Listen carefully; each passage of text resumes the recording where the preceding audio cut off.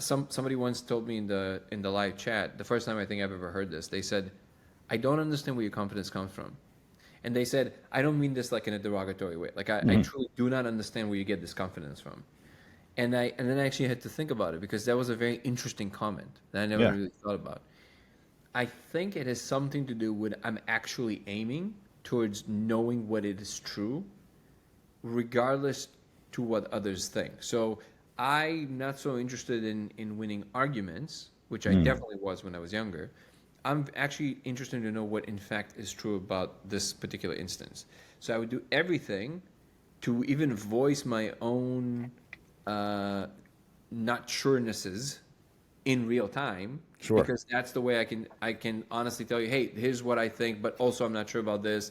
And then if I know I'm truly coming at it from a very honest perspective, there's literally nothing I have to keep track of. There's no tracking Transparency. because Yeah.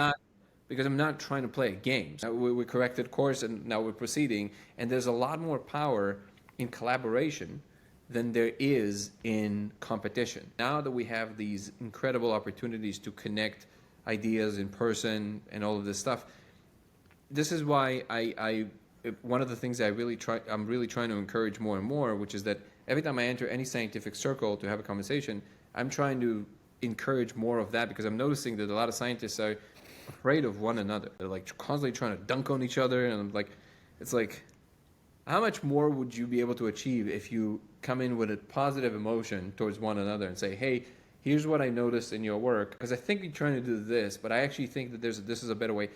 It feels so much better for everybody involved, and there's a positive like surge of wanting to create Mm, that can create progress even in the scientific world in a way that if you just literally dunk on each other from your own offices, never ever seeing each other and just like typing all day on the keyboard. Actually, it was like, dude, it's just have a conversation. It's going to be a lot more productive.